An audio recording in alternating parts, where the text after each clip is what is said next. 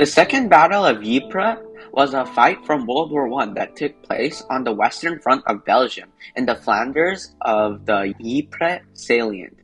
The goal of the Second Battle of Ypres was to stop the Germans from taking Ypres. Ypres was an important defensive position for the Allied forces due to defenders being able to attack from three sides. Ypres also had road and rail links to ports. Losing Ypres would be a big deal for the Allied powers. On the German side, the battle would open a hole in the Allied line so they could get through into the city of Ypres.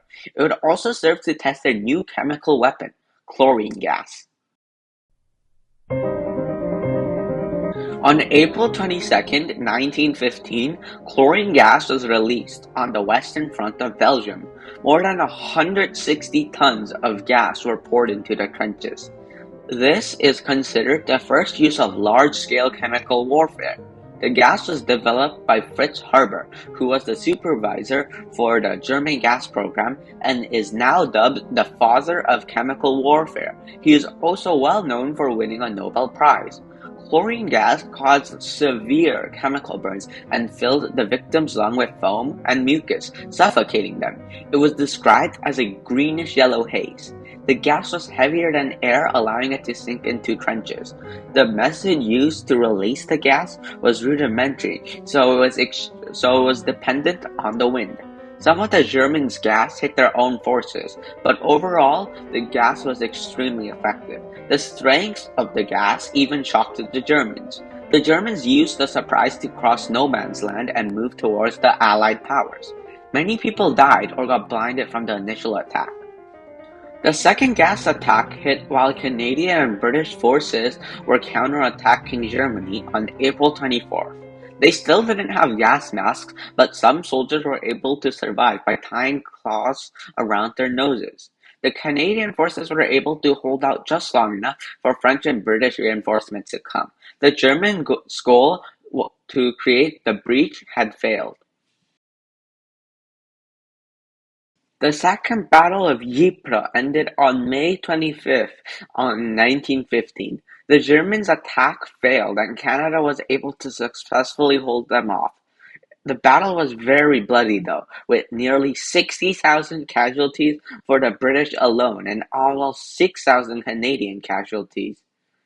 Though the majority of soldiers were British, this battle gave Canada a lot of recognition since this was Canada's first major battle. Canadian soldiers gained a reputation for being tough and reliable. This battle introduced a new deadly weapon that would go on to play a significant role in the war. Chlorine gas, as well as other gases, was used in future battles such as the Battle of Passchendaele, the Battle of the Somme, and many more. This battle also brought the invention of gas masks due to Germany's use of chemical warfare. The Allies also ended up developing their own chemical weapon since the Germans were so effective.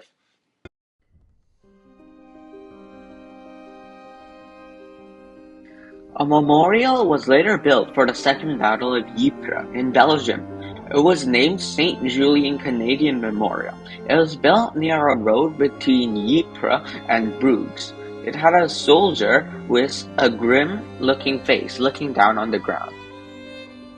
During the battle, a Canadian physician who had suffered from the gas attack wrote the now famous poem, In Flanders Field. This would later be published in a magazine and is now a significant part of Canadian culture. It is still read and shared around today in places such as schools. The other Canadian battles all have their own important things about them. The Battle of the Somme had a high death count. The Battle for Vimy Ridge united Canada and acted as a symbol of hope. And the Battle of Passchendaele, which only half succeeded, but people like to say it was a victory, showed Canada's offensive capabilities. The Second Battle of Ypres had all of these. Many people died. It served to bring hope to Canadians and improve their reputation as soldiers and showed the soldiers' offensive capabilities through their counterattack. Due to the Second Battle of Ypres having the most amount of significant events, this battle is the most important in Canadian history.